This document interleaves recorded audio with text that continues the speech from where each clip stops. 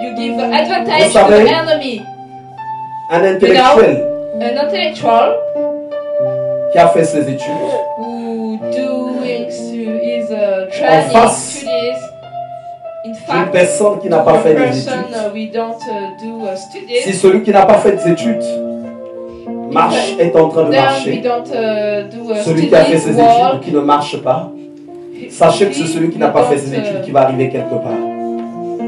It's the person we don't Alors, do studies.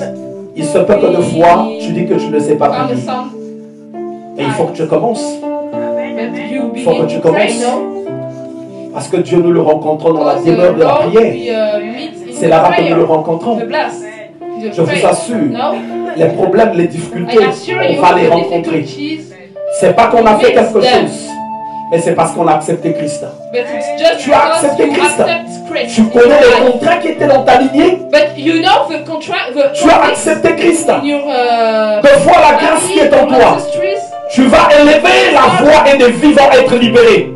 You Et tu sais ce que ça représente. brought up your voice. Ces personnes étaient sous le contrôle des démons. That, Ils étaient sous le contrôle de la sorcellerie. Et c'est toi qui es en train d'élever la voix pour la libération de ces personnes. Mais l'ennemi va se dire, d'où vient cette libération? D'où vient cette libération? D'où vient cette libération? L'ennemi va se lever et va te cibler. Va te cibler. Mais même sans ça, du moment où tu as une promesse et il y a une mission dans ta vie, l'ennemi va le constater. Parce que tu ne vivras pas comme tout le monde. Tu auras un caractère. Tu seras distingué. Tu seras différent des autres. Et l'ennemi va le remarquer. Il va le remarquer. Alors il va venir à la charge. Alors j'aimerais dire à l'église, nous n'avons pas la même vie sur la terre. Et on doit être strict.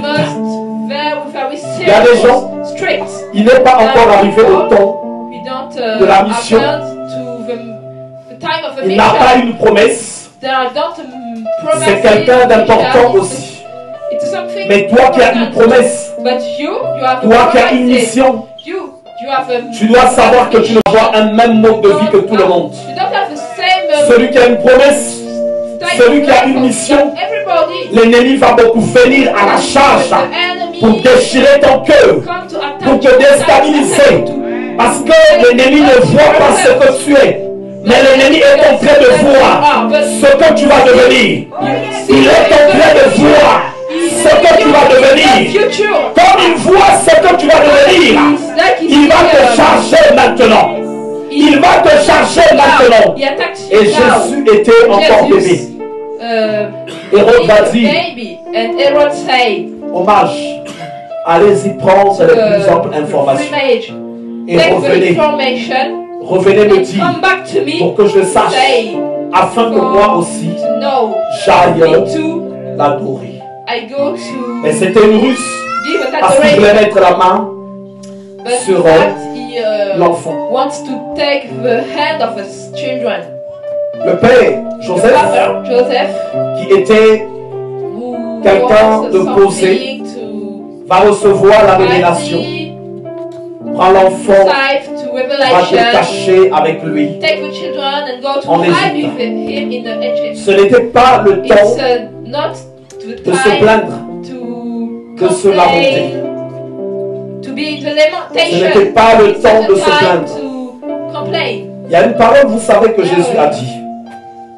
Regardez, il va dire ceci. Je vous envoie comme des brebis au milieu des loups. Cette parole, quand je l'ai beaucoup étudiée, méditée, j'ai appris beaucoup de choses.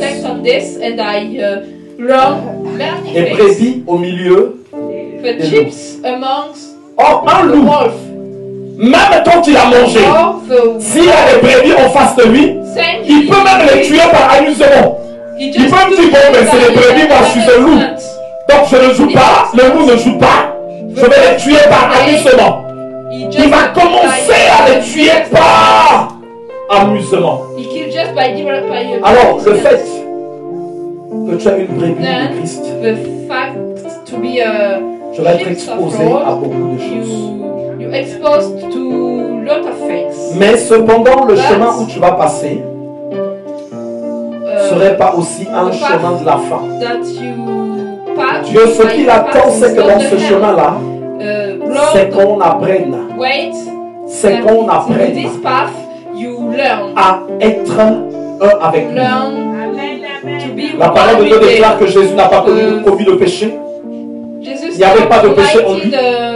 Il est venu mourir pour nous. Mais les gens pour lesquels il vient mourir disent non, nous allons te crucifier. Et vous n'allez voir nulle part dans les Écritures, Jésus dit, moi personne ne m'aime, j'étais venu pour eux, ce peuple-là est méchant, c'est pas normal. Même s'il le disait, ça n'allait calmer le cœur de personne.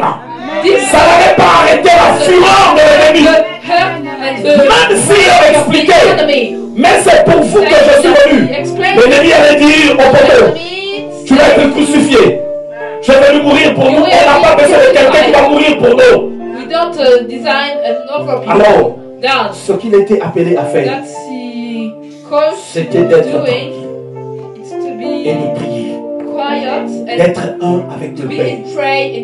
D'être un avec le Père. Alors, la souffrance que cet homme, fils de Dieu, Dieu parmi les hommes, ce qu'il va vivre sur la terre, nous voyons dans cet homme un caractère. Un caractère, c'était pas quelqu'un, un pleureur, un émotionnel. Non, il n'était pas ça. Mais c'était une personne vraie. Une personne vraie. Alors, enfant de Dieu, par le fait que la grâce de Dieu brille en toi, c'est ça qui va commencer à déclencher le combat. Parce que l'ennemi se considérait comme le régneur sur la terre.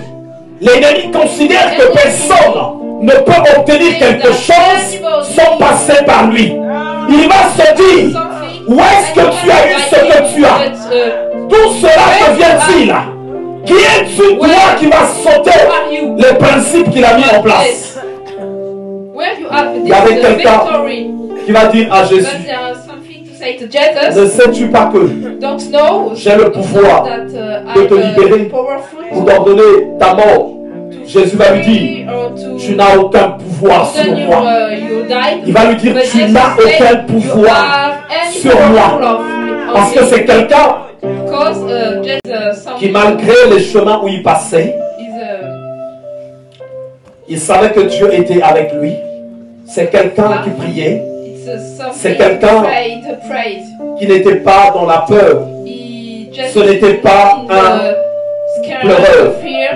Toutes les personnes qui ont une destinée particulière, mission, promesse, ces personnes-là rencontrent des problèmes. Ces personnes-là rencontrent des problèmes. Si l'ennemi ne t'a pas par l'extérieur, il va passer même par ta femme. Il va passer par ton conjoint. Et le plus important, c'est d'avoir Dieu. Il y a des gens, tu montes, tu vas dans la présence de Dieu, tu vas dans la présence de Dieu. Tu vas voir deux fois le cœur de ta femme qui va commencer à changer. Non, mais que ça ne te fasse rien. Regarde un peu le cas de Pierre. N'était-il pas à côté de Christ, non? Mais il y a un moment donné, Jésus a dit, mais Satan t'a réclamé.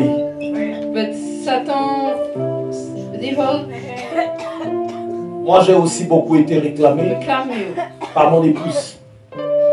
Voilà pourquoi je dis souvent, les femmes, ça serait bien. De toute façon, il y aura beaucoup de réunions des mamans. Là aussi, elle va beaucoup parler aux femmes. Plus tu montes dans la présence de Dieu, plus l'ennemi va chercher par où il va passer. S'il ne t'a pas à l'extérieur, il va passer soit par tes enfants, il va passer par ton épouse. Il va passer par ton épouse. Et j'ai pris le temps, moi, d'enseigner mon épouse, de l'enseigner. Donc, ça l'a emmené à commencer à discerner quand l'ennemi se manifeste. Elle va être à un moment donné seulement comme ça. Mais elle commence à avoir la rage vis-à-vis de moi.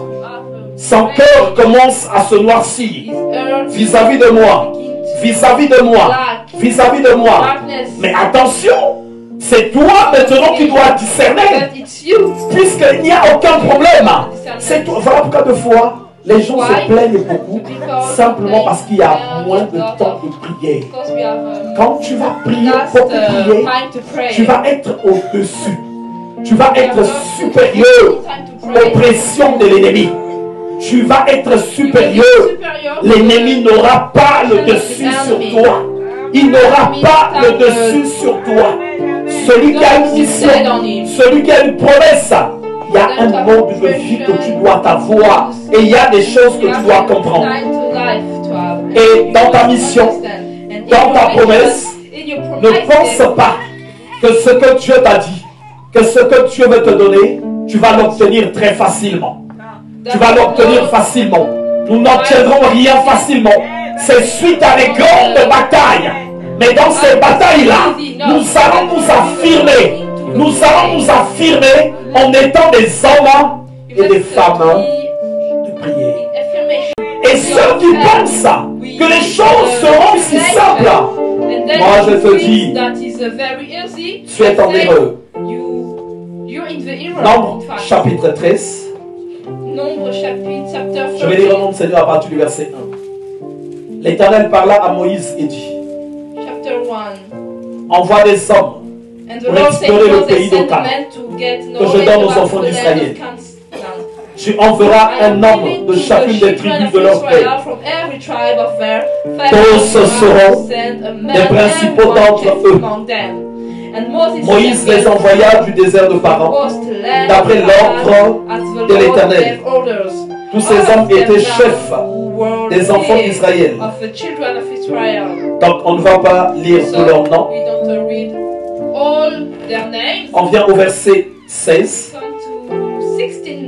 Tels sont les noms des hommes que Moïse envoya pour explorer le pays. Moïse donna à Osée, fils de Nun, le nom de Josué. Moïse les envoya pour explorer le pays de Canaan. Il leur dit: montez ici par le midi et vous monterez sur la montagne. Vous verrez le pays, ce qu'il est, et le peuple qui l'habite, s'il est fort ou faible, s'il est en petit ou en grand nombre, ce qu'est le pays où il habite, s'il est bon ou mauvais, ce que sont les villes où ils habitent, si elles sont ouvertes ou fortifiées, ce qu'est le terrain, s'il est gras ou maigre, s'il y a des arbres ou s'il n'y en a point. Ayez bon courage et prenez les fruits du pays. C'était le temps des premiers raisins. Ils montèrent et ils explorèrent le pays, depuis le désert de Sin jusqu'à Réo, sur le chemin de Hamad. Ils montèrent par le midi et ils allèrent jusqu'à Hébron, où étaient Aïman, Jéchaï et Talmaï, enfants d'Anak. Hébron ayant été bâti 7 ans avant toi en Égypte. Ils arrivèrent jusqu'à la vallée d'Escol, où ils coupèrent une branche de vigne avec une grappe de raisin qu'ils portèrent à deux au moyen d'une perche. Ils prirent aussi des grenades et des figues. On donna à ce lieu le nom de la vallée d'Escol à cause des grappes que les enfants d'Israël coupaient. Ils furent de retour de l'exploration du pays au bout de 40 jours. À leur arrivée, ils se rendirent auprès de Moïse et d'Aaron et de toute l'assemblée des enfants d'Israël à Kadès dans le désert de Paran. Ils leur firent un rapport ainsi qu'à toute l'assemblée et ils leur montrèrent les fruits du pays. Voici ce qu'ils racontèrent à Moïse. Nous sommes allés dans le pays où tu nous as envoyés. À la vérité, c'est un pays où coule le lait et le miel et en voici les fruits. Amen. Ça, c'est ce que tout le monde aime. Il a eu un mari, il a eu une femme. Le mari y prie, la femme y prie, Tout est bien. Ça chante Alléluia, Hosanna. Je suis béni. Le lait et le miel coulent. C'est bon. Mais, donc là on est au verset 28. Mais le peuple qui habite ce pays est puissant. Les villes sont fortifiées, très grandes. Nous y avons vu des enfants d'Anak. Les Amalécites habitent la contrée du Midi. Les Essiens, les Jébusiens et les Amoréens habitent la montagne. Et les Cananéens habitent près de la mer et le long du Jourdain. Caleb fit taire le peuple qui murmurait contre Moïse. Il dit: montons, emparons-nous du pays, nous y serons vainqueurs. Mais les hommes qui étaient allés avec lui dirent: nous ne pouvons pas monter contre ce peuple, car il est plus fort que nous. Et ils décrièrent devant les enfants d'Israël le pays qu'ils avaient exploré. Il dit: le pays que nous avons parcouru pour l'explorer est un pays qui dévore ses habitants. Tous ceux que nous y avons vus sont des hommes d'une haute taille, et nous y avons vu des géants, enfants d'Anak, de la race des géants. Nous étions à nos yeux et aux leurs comme des sauterelles. Amen. Pourtant, Dieu les a promis un pays où coule le lait et le miel. Mais il ramène une nouvelle qu'il y a des géants là-bas. Nous ne pouvons pas le prendre. Chaque endroit où Dieu t'envoie, tu ne pourras jamais avoir une victoire là-bas sans Dieu. Tu ne pourras jamais avoir une victoire là-bas sans Dieu. Dieu ne t'enverra pas là où les choses sont simples. S'il te donne une femme, deux fois la famille de cette femme la dévore les beaux fils. Et c'est là-bas que Dieu va t'envoyer. S'il te donne un mari, deux fois la famille de cet homme-là dévore les belles filles. Mais tu vas dire: est-ce que c'est Dieu qui m'envoie vraiment là-bas? Oui, c'est Dieu. Oui, c'est Dieu. Et c'est comme ça qu'il sera Dieu. C'est comme ça qu'il sera Dieu. Vous savez, c'est pour ça que Dieu veut de foi qu'on pleure, que les gens nous abandonnent, que les gens nous rejettent. On ne se rend pas compte de fois on trouve l'équilibre par rapport aux appuis des gens. Par rapport aux appuis des gens. Dieu n'aime pas qu'on ait des appuis autres que lui. Il n'aime pas qu'on ait des appuis autres que lui. Et c'est comme ça qu'il permet qu'il y ait deux fois au milieu de tes amis et toi. Le feu commence à monter. On t'accuse de ceci. On t'a dit de ceci. On te reproche de ça. Mais tu rentres chez toi. Tu te poses la question. Mais qu'est-ce qui se passe? Qu'est-ce qui se passe? Ce qui se passe, c'est que Dieu veut qu'on lui appartienne. C'est que Dieu veut qu'on lui appartienne. Vous savez, mes premiers miracles dans le Seigneur, ça s'est passé quand j'avais beaucoup été rejeté. Je n'ai jamais été rejeté de cette manière. Et j'en souffrais. Mais ce jour-là, je ne sais pas qu'est-ce qui m'a pris. J'étais content d'être rejeté. J'ai dit: Seigneur, maintenant moi et toi, je n'ai plus besoin de quelqu'un. Je n'ai plus besoin de quelqu'un. C'est seulement maintenant moi avec toi. Je n'ai plus besoin de quelqu'un. Dans ma prière, j'étais ivre. Je ne connaissais plus même aucun membre de ma famille. C'est ce jour-là que beaucoup de choses avaient commencé à changer dans ma vie. Beaucoup de choses avaient commencé à changer. En fait, Dieu constatait, malgré le bien qu'il m'avait fait. Vous savez, nous ne venons pas à Dieu tous de la même manière. Moi, c'est quand j'étais en train de mourir que j'ai donné ma vie à Christ. Les médecins ont échoué. Tout le monde a échoué. La famille était, vous savez, quand tu es malade, c'est tellement grave. La famille est déjà habituée à toi. Ça leur même fait plus de la peine.